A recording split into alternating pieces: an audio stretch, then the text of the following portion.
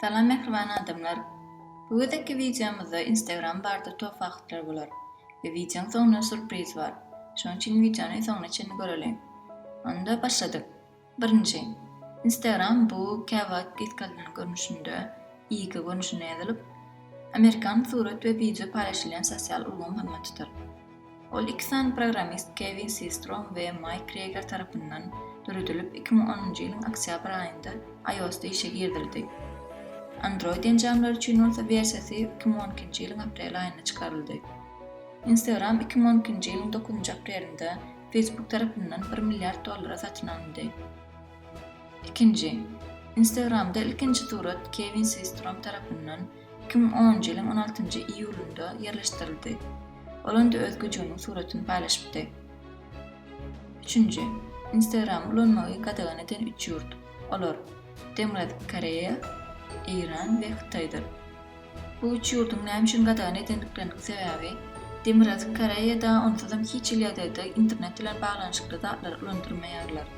Şoň üçin o taýda ýaşaýan halkyň Instagramyň näme zatdy hakda hiç pikirim ýokdur. İkinji, Irana gadagan edilmeginiň sebäbi bolsa, olaň hökümetiniň aýtmagyna görä, Instagramda döwlete garşy gelýän propagandalar, ýagny çağırışlar kändip 2019-njy ýylyň ýanwar aýynda dol ýapylýar. Ve o taýda başga-da YouTube, Facebook, Twitter ýaly sosial medialarna ulanmakly gadagan edilendir. Iň gyzykly ýerem Instagram ulanmakly gadagan edilmeden öňürtü Iranyň prezidenti Hasan Rouhanyň Instagram taýpasynda 2 milyondan köpräk ýygylyçy bardy we şuma tamdyrandyr. Üçüncü, Xitaýyň gadagan etmekliginiň sebäbi bolsa, Xitay kommunist döwlet bolandygy sebäpli we öz halkynyň başga döwletleriň pikirine gitmendikleri üçin 2014-nji ýylda şeýle karara gelýär. Ve şol wagtlaram Hong Kongda döwlete garşy gelýän närazilikler çykyp başlaýar we şo bolýan zatlar ýagdaýlar sosial mediada paýlaşmalyklary üçin gadagan edilendir. Dördüncü, Instagram'y iň köp kullanýan 3 ýurt. Birinji ýerde Amerikanyň Birleşen Ştatlary, ikinji ýerde Hindistandyr, üçüncü ýerde de Braziliýadyr. Kullanjylaryň 60 göterimden gowragy her gün Instagram'a girýärler we bu statistika ýani Facebook'tan soňra ikinji ýerde durandyr. Beşinci, Instagram'da iň köp iýdarlanýan top 10 accountlar aýdyp geçdik. Birinji ýerde Instagram taýpasynyň özü, ikinji ýerde belli futbolist Cristiano Ronaldo, üçüncü ýerde belli Amerikan aýdymçysy Ariana Grande, dördüncü ýerde belli aktyor we öňki Amerikan futbol oýunçysy Dwayne Douglas Johnsondyr.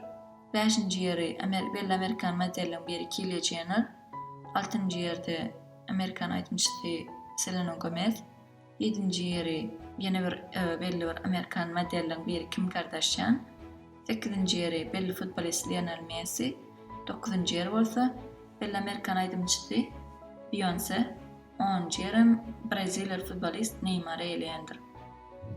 6-njy, Instagram'da iň köp like alan top 3 suratlar.